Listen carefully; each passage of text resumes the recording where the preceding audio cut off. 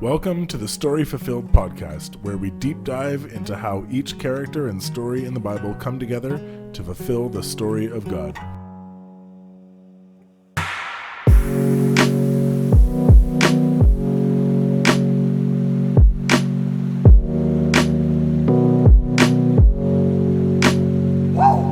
I'm Fletcher. I'm Jay. And I'm Abby. And today we're talking about the Edomites and the Amalekites and the enemy of Israel. So, as usual, we encourage you to read the stories that we talk about and to get the whole picture. And today's story takes place in Exodus, Esther, and for the first time, a New Testament book, the book of Matthew. There we go. Okay, so, as is usual, we have a question. Oh, no. So today, as you mentioned, we are talking about an enemy of Israel. And so the question that came to mind in that is, which fictional enemy would you never want to encounter? And the flip side of that, if you had to pick one fictional enemy to face, who would it be? All right, I dibsed going first, so they didn't steal my answer. The enemy I'd never want to face is Sauron from the Lord of the Rings book, because he's pretty strong. He does a lot of stuff. Even though he's just an eye in the sky, he does a lot. He gets a lot done just being an eye. Well, yeah, he controls armies, right? Like, yeah. He's a bad guy. And he wasn't an eye at all times, so if I have to face him when he had a body and stuff, then it's even worse. Right. So yeah, Sauron, the Maiar. Okay. And what about one that you would have to face if you wanted to? The one I went with is Zurg from Toy Story 2, because he's a toy and he's not going to do too much. I could kick him around, break his arm off. Yeah. He's plastic. There you go. Woody and Buzz had a hard time facing him, but I think I could. But they're manage. toys too, right? Yeah, they're toys So it's a little different. They're Toys Story 2. Yep, that makes sense. Okay, Jay, do you have your answer? Okay, so the fictional character that I would want to face as an enemy, or that I would not want to face, rather, I would not want to face the Joker. Ooh. I was actually thinking about that earlier. He's psychotic. That's exactly why. Did you have a Joker in mind, like a specific one, or just all of them in general? Heath Ledger is probably the most or the most recent, the Joaquin Phoenix, because there's an unpredictability, an instability, and actually that movie, as much as I don't recommend going to see it, it does a really good job of portraying the instability that would be there. And some of the mental health issues, actually. But so the instability of Joker, and he's dark and scary, and I don't like him. Yeah, that's so funny. I actually was thinking that one earlier. Yeah. But since you took it, I'm not going to pick that one later. All right, go ahead. That's why you got to do what Fletcher did. No, it's okay. I have another one in mind now. You kind of made it easier for me. There you go. The fictional enemy or villain that I would face, and I would actually have no problem, Stay Puft Marshmallow Man from the original Ghostbusters. All right. Because come on, it's a marshmallow. Like, I don't care how scary they tried to make it in the movie, and how it's a marshmallow. You just eat it, or roast it, eat it, nice. And then even after you roast it keeps coming back. You just keep roasting it because that's what you do. But you just Slimer from Ghostbusters 2 might be a little more difficult. Slimer, yeah. Is that what his name? I think so. I haven't seen Ghostbusters 2 in quite a while. I actually don't even remember that far back. These movies were actually a part of my childhood as much as you guys just kind of like adopted they're retro fun things for you guys. I don't think I've ever actually seen Ghostbusters. You're not really missing all that much. I'm not as much of a nerd. You could take the bad guy. You could eat him. There we go. Yes, I love marshmallows.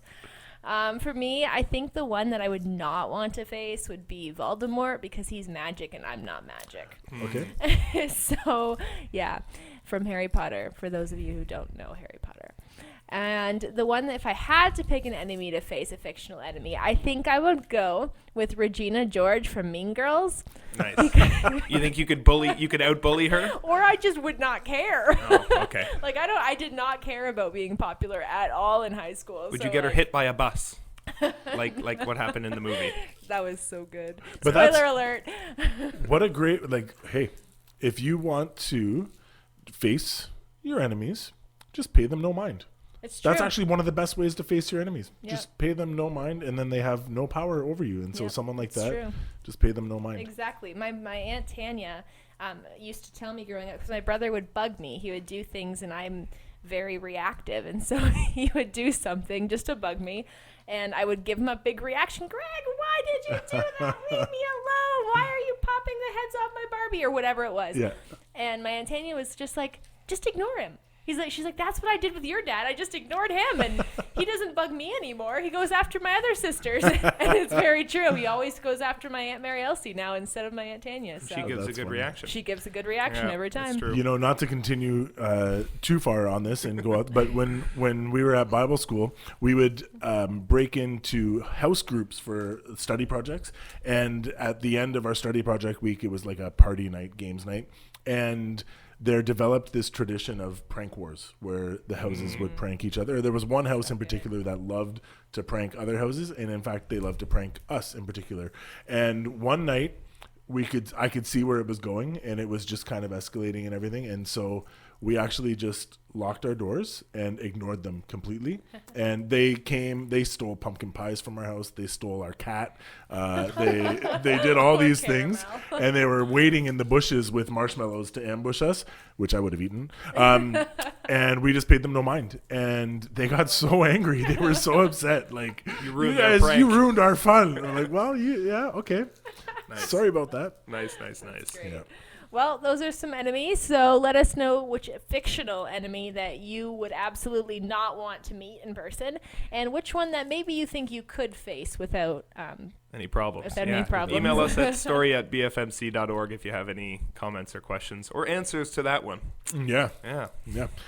So today, as was mentioned, we are talking about the Edomites, the Amalekites. There's kind of a lineage that comes from Esau, and that's who we're talking about, the descendants of Esau throughout the Bible. And so if you remember back to episode 4, we talked about Jacob and Esau, and it's Esau's descendants. And so just a little bit of background in there is that Esau, where some of the problems really started to take form, was he didn't value his birthright. He was a self-made man. He was able to provide for himself. He was a big, strong hunter. And even though he was a big, strong hunter, he found himself hungry one day. And so he needed some lentil soup that his brother was making. And he got kind of, and this is where the debate kind of rises, is we say he got swindled out of his birthright, but it seems on a closer reading that he didn't value the birthright. He gave it up, and he just didn't see dependence on God as a way forward. And so, we've been talking about genealogy all season long and what God was doing in the line of David. And today we're going to follow Esau's kind of genealogy a little bit. And we see that his is one that abandons God early and remains as the enemy of Israel throughout the Bible. And so we're actually going to look at 3 different stories, and in that uncover the attack of the constant enemy of Israel, who are known as the Edomites. So the first story, it's the Amalekites attack Israel. So to give a bit of historical background, Israel is leaving Egypt after the Exodus. They're on their way to Mount Sinai. They don't really have an army. They've just crossed the Red Sea. God has delivered them over and over and over again. They're eating manna and quail that God has given them. Moses struck the rock and water poured out of it. They're not in good fighting condition is kind of the background of this story. They're in the desert. They're surviving.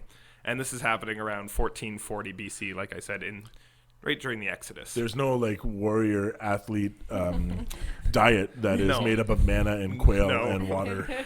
Water from a rock. From a rock. Yeah. It's not a place where you actually get water. Anyways, so this story takes place in Rephidim, which we don't know the location of for sure because the location of Mount Sinai is actually really debated. And so this place will depend on where Mount Sinai is located. So there are 3 common views about this. The 3 most popular ones are Jebel Musa, which is about 500 kilometers southwest of Jerusalem. So it's getting into the peninsula between the Gulfs of Suez and Aqaba. The second place is Kadesh Barnea, which is about 180 kilometers southwest of Jerusalem. And the last one is the southern base of the peninsula formed by the Gulfs of Suez and Aqaba. So again, we don't know for sure. These are the most popular ones. There's also some people that have said it might have been in the northwestern area of Saudi Arabia. So kind of in that area, go look on a map. You can they're all in a similar direction. But basically this area is owned by Egypt, and so that's where we pop into our story. So, this story, Israel is traveling through the desert, and they're on their way to Mount Sinai when the Amalekites attack their campground. And why this is kind of significant for us is because they were not provoked. Yeah. And so when we were thinking about this episode, we're like, why is this such a big deal? Well, I feel like one of the rules of war almost is you don't just initiate something with no reason. Right. And that's provocation. Yeah. definitely what happened. And to be honest, you can kind of see how this would be like a descendant of Esau thing. Like Esau, I feel like, would be someone just to attack for no reason. And the Amalekites are Edomites, which are the descendants of Esau. So Moses sends Joshua to get fighting men and fight the Amalekites. Moses, Aaron, and Hur went to the top of this hill where Moses is told by God to keep his staff raised. And as long as he keeps his staff raised, then the Israelites will be winning. But when it's lowered, then they'll start to lose. Well, Moses has the help of Aaron and Hur, and they keep his staff up till sunset, and then Israel ends up winning the battle. So God tells Moses to write down that God will wipe out all the Amalekites from under heaven, no memory of them, which is kind of harsh. Brutal, yeah. Yeah. It kind of shows how angry God was at the Amalekites for attacking his people for no reason. And that's the key there, is that for no reason. It's like they didn't even have it's not even like they were trying to conquer a land. Mm-hmm. Which I guess at that time there's a lot of nomadic people and stuff, but they were refugees fleeing slavery from Egypt. Yeah. So which are when you put it that way, oh my goodness. Attack. Yeah, like they have nothing. It's not like they're coming for you. Yeah, they were just literally being bullies. Yeah, and so I think, and that's a very important thing that God says, is that he says he will wipe out Amalek from under heaven, and no one will remember them. Yeah. So moving on to the fulfillment of that prophecy of God wiping out Amalek and the Amalekites. Mm-hmm. So after the defeat of the Amalekites in Sinai, for hundreds of years, they were the enemy of Israel. They were fighting constantly all through Canaan. They were always in a war together. And now this is years later. The judges have been over with, and then Saul is now king of Israel. And one of Saul's jobs was to go out and utterly destroy the Amalekites. God has told him to spare no one, to wipe them out completely, destroy the memory of them. Don't spare anyone or anything. And this was in fulfillment of that promise that God made to Moses. So Saul went and took Amalek, and he killed everybody except for King Agag. Except the king. And that was really the downfall. He spared the king, and he spared the best animals, the livestock, the cows, the sheep. And that's what caused the downfall of King Saul. And we talked about that in our Saul and David episode. So this disobedience is Saul's downfall. Agag is spared, and his line is actually able to continue before Samuel kills him. So now, hundreds of years later, during the Babylonian captivity, we hear of a man named Haman the Agagite. And he's called the Agagite, which is the descendants of King Agag, the Amalekites. Mm-hmm. So the story now that we're going to tell, it takes place in 480 to 470 BC, and it's during the reign of King Xerxes, or Ahasuerus. Ahasuerus. Okay, there you go. Perfect. Easy for you to say, pronounce right? it. I've taught the Book of Esther a couple of times, so I've worked on that one. Yes, so this story takes place in Persia and in the capital city of Susa, which is modern-day Iran. Does anyone know what the story is yet? Can you guess?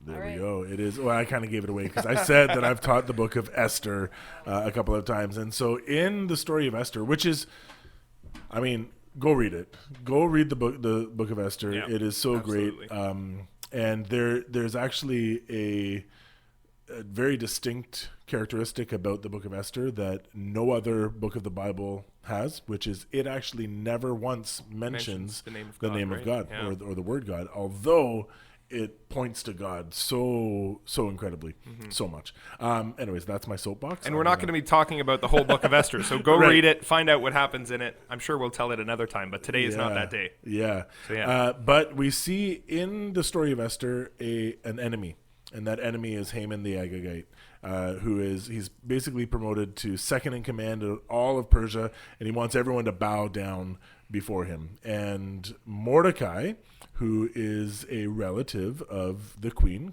Esther, he refuses to bow, and the king's men ask him why, and he says it's because he's a Jew and he would not bow before anyone but God. And they tell Haman, and Haman is angry, and there's a whole, just an intricate story that unfolds of Haman setting a plan that ends up being his own demise in so many ways. And so he decides that it's not enough to just kill Mordecai. He wants to actually destroy all of the Jews in Persia. He's like, these people, they're pesky, and it's never going to stop. If I just make an example, that's not going to be enough. I'm wiping them all out. And so he makes a plan and decides that with the help of casting lots, that he'll send out a message of a day when they will all be destroyed. And then he comes back and he sees again Mordecai is not bowing before him, and he brags about his power and all this stuff, and he decides that he's going to build a gallows to hang Haman. And during that time, Esther is called to action by Mordecai, and she actually lets it all be known. She lets the whole plan be known, and ends up that Haman ends up meeting the demise that was planned for He Mordecai. built this gallows. It was actually like 75 feet tall. Yeah. Just to hang Mordecai, and then Haman ends up being hanged on his own gallows. Yeah, it really is an incredible story, and if you ever want to think about God's providence, His sovereignty, and His interest in saving His people, it is all over the book of Esther. And then in that, she's actually able to send word to the Jews that they actually have permission to defend themselves and to kill anyone who would attack them. And this is where the Jewish festival of Purim is initiated actually as well. And so, it all comes out of this story from the book of Esther, where we see the result of Saul's disobedience in the very descendant of the man who he did not kill, who shows up, and potentially all of the Jews are in trouble because of that, which, it's pretty significant. Important story, for sure. Again, just trace back. So Saul didn't kill King Agag, and Agag was from the Amalekites, who were Edomites, who was from Esau. So again, we're just tracing this line, and this line was trouble. This line was trouble. All right, Fletcher, tell us the next problem in this line. All right, the next story is about Herod the Great, and this is where we're jumping into the New Testament. Which is kind of neat because Esther, even though where it's placed in your book of the Bible, actually takes place right towards the end of the Old Testament. So anyways, here we are in the New Testament, and Israel obviously has been through a lot. It's now the first and second century-ish BC into what has been known as AD or CE as they call it now. And this is all after the return from the exile, and we see that Alexander the Great has conquered the world and died. And so but it's been kind of split into 4 kingdoms. So there's the Seleucids, which take Jerusalem and loot and disgrace the temple under Antiochus IV. And that's around 168 BC. And I like his name. his name is Antiochus Epiphanes, and then the Jews actually nicknamed him Epimanes, which means, I forget what it is. It's just a terrible nickname that they gave him, but it sounds so similar. I wish you remembered what it I was. love the name, I'll look it but up I really don't know quick. what I'll it look is. it up. I'll pull it up. Okay. But in that they disgrace the temple. They sacrifice a pig to Zeus in the temple, and he, as a leader, he hates. It's Epimanes, and it means the mad. Antiochus the mad. Wow. Yeah. That'd be an awful reputation. Yeah.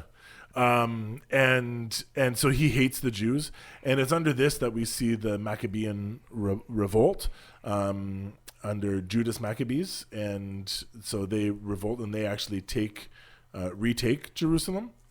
And under Maccabees, the temple is then cleansed, and there's a new priestly line that is set up, and this is where you get the celebration of Hanukkah. So we've actually uncovered two Jewish big festivals, Nice. which actually, if we look at them, there's good Christian significance in those festivals as well, even though we don't celebrate them.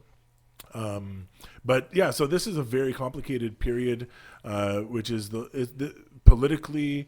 And even religiously, it's a very complicated period, and we see there's so much power that's being changed. When I was trying to write the script and trying to figure out what's going on, like at the 1st century BC, it's like Rome is coming in, the Greeks are kind of waning, Egypt is coming from the south, everybody's coming around, just fighting in and around Palestine at the time. Yeah. It's just a crazy power struggle, and all of it is over a place that the Lord has promised to his people, his people who would honor him. Yeah. So We'll get there. We'll get there. And so we see a man named Herod, with the backing of Rome, becomes the king of Judea. And we learn actually that Herod is in fact an Edomite. He is a descendant of Esau. And he did a lot. He built a lot of stuff. He rebuilt the temple, but his rule was political in nature, not religious in nature by any means.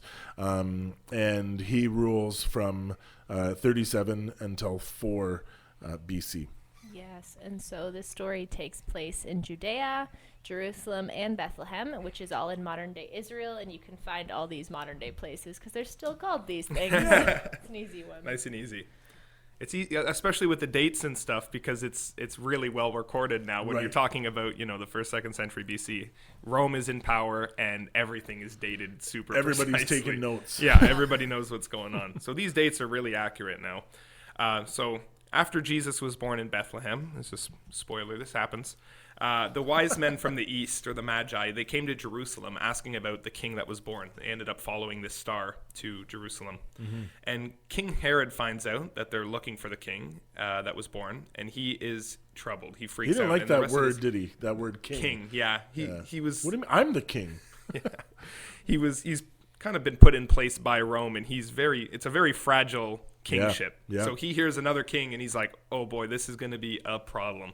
Yeah. So Herod talks to all his priests and scribes and asks where this king is supposed to be born, like the prophesied king. And they actually quote from the prophet Micah, and they say that he will be born in Bethlehem. You can look it up. It's in Matthew chapter 2, and then it references back to the book of Micah. So Herod calls in these wise men and says, yeah, go find the king. And they follow the star, and they takes them to Bethlehem. And the wise men find Jesus. We're not going to talk about the whole story of the wise men and Jesus being born, but after they leave, they're warned in a dream to not return to Herod, that he was plotting against something. So they leave a different way and end up going back to their land. And when he had sent them, he said, come back and tell me so back. that I can go worship him, right? Yeah. Which, little trickery there. So they leave by a different route and don't go see Herod. Herod then finds out that they kind of tricked him, and he is, again, furious. And sends men to kill all the male children of Bethlehem under 2. And he got this under 2 by asking the wise men before they left, when's he supposed to be born? Right. So they gave him a timeline, and Herod, based on that, kills all the children in Bethlehem under 2. And this is actually the fulfillment of a prophecy in Jeremiah about how Rachel's children are weaning, and Rachel, I think, is buried in Bethlehem. So that's where they get that, and it's in Jeremiah. And then just before Herod sends his men to go kill the children, an angel appears to Joseph in a dream to warn them of Herod. So they end up going to Egypt and staying there until Herod dies, and that's in about 4 BC. Yeah. So it's so neat when I never ended up sharing this, but when I was preparing to preach recently, during Advent, I preached about Joseph receiving word about Jesus being born. And I uncovered a connection between Joseph, the father of the stepfather, half-father of Jesus, and Joseph in the Old Testament. Because Joseph in the Old Testament, he, in order to save his family, he went to Egypt. he was sent to Egypt as a slave, but it was in Egypt that he was able to save his family and preserve the line of Christ. And then Joseph was told in a dream to go to Egypt, where that would then preserve Christ. It's kind of a neat connection there. We don't have to make too much out of it, but it's there. It's a picture. So that leads to our final question. How does the story of the Edomites, the Agagites, and the Amalekites fulfill the rest of the story of God? I'm going to defer this one to Jay because he knows the answer this time. Well, no, he knows the answer most of the time, but he has the answer. Yeah. It shows us some very staggering truth about sin. Because what we see here is there's an opposition to God, and that is, so we see it here through an actual physical enemy and a people group as being opposed to God. But we know in our own spiritual journey, the opposition to God is sin, and sin is ever present, and it looks for vulnerabilities to jump on and attack mercilessly, and it follows us around. And we see even through the kind of this whole line that goes through, the Israelites cross over the Red Sea, and it's during this time of victory and celebration that sin attacks.